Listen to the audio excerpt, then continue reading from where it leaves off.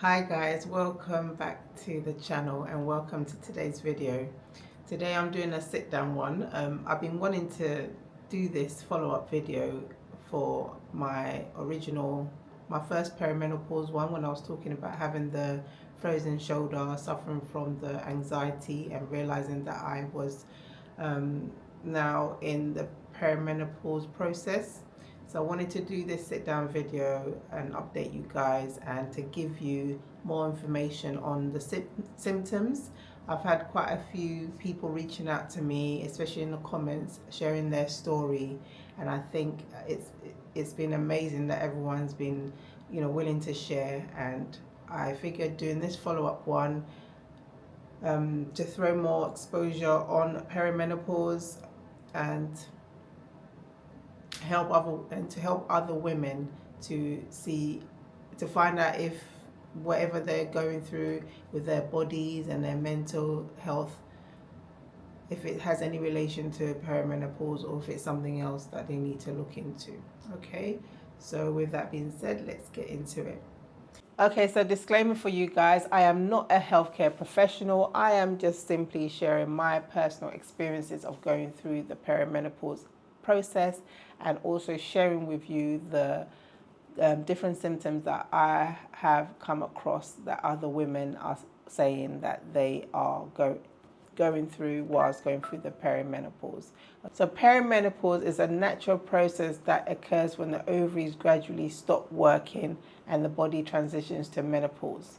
And some of the symptoms can include irregular periods, hot flushes and night sweats, mood changes, vaginal dryness, sleep disturbances, joint and muscle aches, headaches and weight gain. So this is just a very, very short list, but the symptoms are so many, and I've learned that there's around 100 or so different symptoms linked to perimenopause, and some of them interlink with the menopause as well. So at this moment in time, I'm not sure if I'm in early, middle or late perimenopause, but I can say for sure that I doubt it's early, because when I've retraced my steps back in time and realizing the symptoms that I was going through for perimenopause were happening like way back. If I could guess back, I'd say from even when I was around 40 years old, I was having some kind of, especially some emotional and mental struggles that I can now relate to it being perimenopause symptoms. Because I remember I would always question myself during that stage and just keep thinking that what's wrong with me, like what in the world is wrong with me, like why am I feeling like this?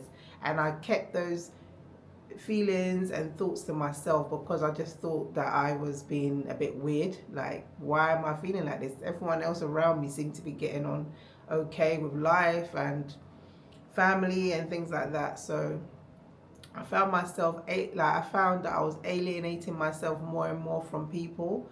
I didn't think it was a conscious thing that I was doing, but when I think back on it now, I remember I was just always alienating myself. Like I didn't like getting involved too much in things, and whether it was with family, friends, or social work, anything like that, I just kept myself away. And I was alienating myself from people. I was going through a lot of struggles emotionally and mentally, and didn't really know who to share with, because I just felt like, I'm at a stage of my life where everything should make sense, and why am I feeling like this? And even with what I just said, I turned 40 and I felt amazing for a short while. Like, I felt really amazing. I felt like, I know that people say, there's that phrase that life begins at 40. And I don't know if it was just because mentally I just had told myself that. So when I turned 40, I was just like, yeah, life starts now. Like, I feel amazing. I feel awesome. Like, and I was just ready, and I had all these goals and these plans, and I was just like at a mental level where I was just like ready to go for things, and I was willing to just, like, any naysayers, any negative people around me were just gonna be like pushed away kind of thing. That was like my trajectory. And then, boom, things just started going up and down, and I was just like, oh, why am I feeling like this? Like, what's going on? My body was changing. My periods were still like flowing okay. Now, fast forward to when I turned, I think 3 months before I turned 46 was when I think I then started looking at the possibility that how I had been feeling and what I was going through was perimenopause, because then my period became really irregular. But I put it all down to stress, because I was going through a time in my life where there was just a lot going on, and I was just like feeling very stressed about things, and I just figured that's why I haven't had a period for like 8 weeks. And then month 3 came, and I had 2 periods in 1 month, and I was just like, oh my goodness. And then I turned 46, and I just felt so low. I felt like I wasn't loving myself. I wasn't liking myself. Again, just pulling myself away from people. At the time, work-wise, it was easy to keep myself away from people. Generally, even like when at break times, anything, I used to stay to myself anyway. I'd always, come out the premises and either go sit in my car or go take a walk around the town, and then come back to work when it was ready to resume my duties. So that was what I was doing for a while. And I remember a few people used to make comments that I was a little bit strange, because they'd want to have conversations with me and I was always pulling myself away. And obviously that didn't make any sense to them. Generally like my own company anyway. And I'm one of those people where if I'm having a conversation with someone, I like one-to-one. I don't like a big group of people. So if you find me on my own and you want to talk, then that's fine. But to then try to give my attention to a room full of people, it's all a bit overwhelming for me. So I tend to pull away from those situations. Every now and then, yes, I can engage and be in that situation where it's a room full of people, but then it's like I'm just so drained, and then the next time you think you're going to find me to have the same interaction, and I'm just running away, and people looking at me like, what is wrong with this woman? Like, what's wrong with you? We had a great conversation yesterday. We're hoping for another one. Like, what's going on? Anyway, I think like I'm going on a bit, but I just kind of trying to give you guys a backstory as to when I kind of realized what was going on with me. And then so I'm trying to backtrack now. So as of today, as I'm filming this video, I'm 48 years old, but as I said, it was when I turned 46 was when I really, really started delving into the possibility that what I was feeling and what I was going through was perimenopause. And what triggered that was when I found out that I had frozen shoulder on my left shoulder.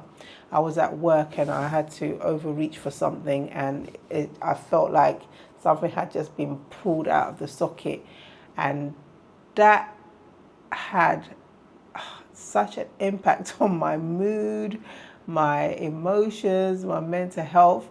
Because you're used to always doing things. I'm a can-do person. Anything is, and I like getting involved in DIY. Like, I like to fix things, and I like to basically, I just like to be physically involved when I'm doing things. And all of a sudden, I felt so restricted, and I was just like, I can't believe this. Like, why is this happening to me now? Am I gonna get into like old age with this thing and become like an invalid? And I was just not mentally ready. I was not mentally ready. And but I suffered in silence for a good 2 months before I went and sought out medical help, because initially I was just telling myself that, oh, I'm sure it's gonna go. Like first, when it first happened, I said it's gonna go eventually. It will leave, but then weeks turned into months, and I realized that this thing is not going. So I booked an appointment, went to the doctors. I think when I booked the appointment, they told me that the doctor was not available during the dates that I wanted to see anybody, and I would have to wait like some silly amount of weeks. So then the receptionist said, "Oh, actually, based on what I described, the physiotherapist is available. Would I be happy to see the physiotherapist?" And I was like, "Yes, please." So seeing that physiotherapist laid my mind to rest when I found out that what I was suffering from was called frozen shoulder, and that it will go, and that typically it takes anything from 18 to 24 months for it to heal itself. And he booked me in for some physio lessons at the hospital, which I then started to attend. In the meantime, I had a trip for Ghana with the family as well. So I did the first appointment online, and then explained to them that I was about to travel. So then they booked it for when I'd come back. And so when I got back from Ghana, sorry, brain fog, guys. When I got back from Ghana, I resumed. Actually, yeah, I did the initial one online. Then I went for an initial assessment physically, and then when I got back from Ghana, we resumed. And then I was so determined to get rid of this thing that I remember the physiotherapist saying that he was so amazed at my progress, and I got signed off a lot sooner than what he was expecting. So really proud of myself for that too. Yeah. Feel like I'm waffling. Mine's gone blank. Okay, so the main purpose of this video was to share with you some of the perimenopause symptoms. So as I said, at this time, I'm guessing that I'm probably now I'm still in that mid, because I do still get my menstrual periods, albeit irregular. The longest I think I've gone without one has been 8 weeks. But typically 6 weeks, I wouldn't have one, and then it'll come. And then when it comes, it's like it can be very, very heavy. And then sometimes I'll get like 2 within the same month. There's been a time when I've bled. After 3 days, I've bled again. After about a week, I've bled again. So it's like multiple times within a month. It's almost like it's making up for all the ones that didn't come beforehand. So that's one. Irregular periods. You get the mood swings. So affecting how you, sometimes, how you're feeling, interacting with people, feeling low. And then sometimes you'll have a day when you feel amazing, you feel great. And then within the same time frame, you could just almost start, feeling I'm not worthy. It's really strange emotional roller coaster this thing is. Then you also get the brain fog, which is I think the worst for me is the brain fog. It's been a real struggle. And then I'd say the insomnia. So insomnia I'd put first for me, because when I don't get sleep, it impacts on the brain fog, impacts on the anxiety.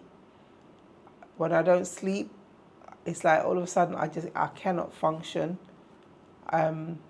Everything becomes a chore. Feeling exhausted the whole day. I remember getting a promotion at work and just really doubting myself that I'm not worthy of this promotion, because I don't think I'm going to be able to even go through the training. Thankfully, there wasn't really much training in not that there wasn't training, but I didn't really receive much training. So it's like I had to learn on the job, because I remember thinking they're going to think I don't have anything up here, because I was struggling to take in the information. I was thinking I was being really slow with it as well. There was, other people that were training at the same time, and they seemed to be getting it, and I was really struggling. But funnily enough, out of everyone that was training, I was the successful one. I was the one that carried on and in the position to this date. But yeah, that was a struggle, and I nearly walked away from that promotion, because I was just like, yeah, I can't do this. The lack of sleep, the new position meant that I was starting work at 5 a.m. every single morning, and then on top of that, if I'm not sleeping the night before, and then having to wake up at 3:30 to get ready to get to work for 5. I was just like, oh my goodness, I cannot do this. But yes, but I'm doing it. Thank you. I'm doing it by the grace of God. So the next thing I'd say would be like you have like a low libido. That one I noticed that's been going on for a while. I go through like phases with that one, and then your partner or your spouse feels like you don't love them anymore, and that's obviously not the case, but you're just not in the mood basically. But it seems to be more often you're not in the mood than you are in the mood. So that has been a struggle as well, dealing with your own emotions plus then trying to assure your other half as well that you still love them and that it's not anything against them personally. What else is there? Sorry, the brain fog. My mind just goes off and sometimes it'll just shut down. As I said, that's like the worst. I'll be talking to somebody and then I'll lose my train of thought. In saying that, I remember I did an interview with a YouTuber, and I remember coming away from that interview thinking, oh my God, they're going to think I'm so dumb. Like, this woman just doesn't know what she's talking about. Because I just kept losing my train of thought. And they'd ask me information that I should know, and obviously I know it, and it'd be something that I literally had just done like maybe a week or a month before. So that information should just be like coming off my tongue so easily, but I was just losing focus. I was freezing up, and I could see on her face thinking like, woman, are you sure you built this house? Because it's like you don't know anything. And I was just struggling to even to come forth with the information. Brain fog. Brain fog.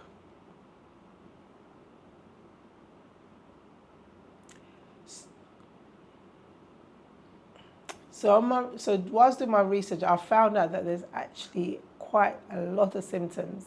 There's like, initially I thought there was around 30 or so symptoms, and then it transpires that there's actually around 100 symptoms for perimenopause. That's why sometimes people get misdiagnosed with it, because obviously not every woman's going to have all the symptoms and or have it all at once. You're going to maybe go through phases where you suffer from some like more times than others, and then you'll go through other phases where it's like you're probably not getting anything at all. And then there's some symptoms that you don't even equate to the fact that you don't equate to it being linked to, you don't link it to the perimenopause. So things like itching, itchy ears, what else? Yeah, like so itching on the skin.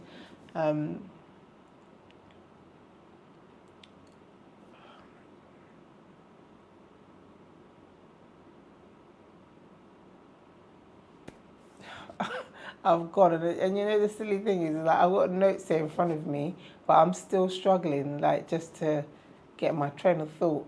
I think this is why I was putting off making this video, because I was thinking, imagine I sit in front of this camera to talk and it's like it's just not coming out, and that's exactly what's happening. But because I was actually filming a different video today, and I said while I'm waiting for the workmen to finish what they're doing, I'm going to come and sit upstairs where it's quiet and do this, because I've been wanting to do this for a while. And yeah, what I was afraid would happen is happening. So I might finish here and then come back later on in the day and continue once I feel a bit more focused. Yeah, guys, so the video hasn't gone according to plan. Even with my notes, I'm just not. So I don't know. I think maybe I'll come back and do another video where I just simply talk about just the symptoms. But I hope you've enjoyed it anyway, and I hope you've learned something from the little that I've shared. Yeah, this perimenopause, it's not easy. Like, it's really not easy, and I don't think a lot of people understand. You have great days, you have amazing days, and then you have some really down days. and you really have to be quite strong-willed in your mind. Like, you have to be a positive thinker. Like, you just have to basically think your way out of it. Your thoughts will help you. Like, all you have to look at is, like, when you're feeling down or you're feeling like you're not worthy, you just have to now start talking to yourself in a positive way and telling yourself that I am worthy, I am capable, I deserve to be here. Because some of those dark thoughts that come when you're at your lowest during this thing, it's not nice at all. And I don't think I'm using the right words to even portray when I say not nice. And only someone that's gone through it will know. Like, sometimes you get these really dark thoughts and you just think, like, where is this coming from? Because for me, I always just start thinking, like, have I been consuming content or watching videos or films that are now, like, manifesting themselves in, like, coming out in my mind, like, when I'm feeling like this, and then I have to then tell myself, stay away from certain things, stay away from certain content, just like what you stay away from certain foods and what you put in your body when you know that they're having an adverse effect on you, knowing not to drink, like, coffee before bedtime, or anything caffeine related, because then you're not going to get much sleep, or you fall asleep and then you end up waking up in the middle of the night, and of course that makes it even more difficult to get back to sleep. So just learning to navigate your way around this thing is, I think, I believe that where the education helps, like, when you educate yourself on what it is that you're going through, because remember, it's your body, and just learning that, okay, I'm feeling like this, like, there's always a reason behind everything, yeah? I'm feeling like this, like, why? And that's that, why am I feeling like this? Because I'm not going to take it lying down. I remember that the worst time for me was, like, I went for a 2-week period where I was just so down, so depressed. Yeah, and the thoughts, like, even thinking about it now, I was like, ooh, like, why? Why was I having these thoughts in my mind? It was just ridiculous, to be honest with you. But yeah, and it's like, where were they coming from? Was it something that was hidden in my psyche? Some of it I know was, like, from childhood traumas that I've kind of buried away, and then they just kind of start rearing their ugly heads, and yeah, not nice at all. And then, of course, your loved ones around you kind of see you going down this rabbit hole, and they want to help, and it's like, even sometimes they're telling you words, and you just look at them like, I don't believe anything you're saying to me. Like, I don't believe it, because I'm not feeling it. So then you just have to start talking to yourself and just say, like, come on, like, you can do this, like, you're capable, you're able, you can do it. I hate when people say to you, snap out of it, because it's not a thing where you snap out of it. It's a process that you have to go through before you come through the other end. You can't just, because when you snap out of it, it's still buried there and you've not dealt with it, and then it will rear its ugly head at a later stage. So you need to keep asking questions, why? Like, why am I feeling like this? Okay, but even when you know the why for that, but why is this thing having this effect on me? Like, why is it impacting me in this way? Like, you just have to keep asking why till you get to that molecular, that micro bit where it's like, okay, so now that I know, I'm going to pivot this way. I'm going to stay away from this. I'm going to, okay, my battery's running low, guys, so I'm going to go and charge it, and then we'll continue, okay? So I think what I'm going to do, I'm going to probably sign off now, because I am losing my train of thought. And for the next few minutes, I'm going to list every single symptom that I'm aware of linked with the perimenopause. Obviously, I've shared with you some of my personal symptoms, but I'm now going to share what the symptoms are, so that, as you have a read through, you'll know whether you are going through the perimenopause or it's something else totally. Or at least if you see any of the symptoms, when you go and speak to your healthcare professional, you can give them a nudge to look into towards whether you're going through perimenopause or not. Okay.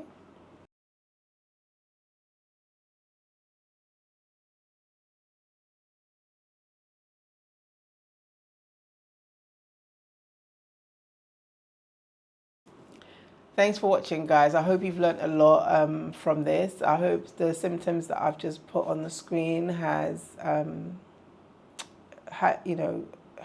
will help you to identify whether you're going through it or not. I think the next video I'm going to do is I'm going to talk about the different phases of the perimenopause. So like whether you're in early, middle, or late, and then that will help anyone that's interested to know like whether they're just starting out, or they're like halfway through, or if they're towards the end and start preparing themselves for full-on menopause. Yeah. So thanks for watching. Give this video a thumbs up. Let's get more viewers seeing this, more females, of course, and obviously men as well, because they're also part of our world, and for them not to feel like when a woman's going through perimenopause that it doesn't have an impact on them, because it does as well, and how they can help in the situation, not to aggravate it more as well. So thank you, guys, and just want to remind you that in all your endeavors to trust God, have patience and believe for it. And until that next video, guys, have a blessed day. Bye.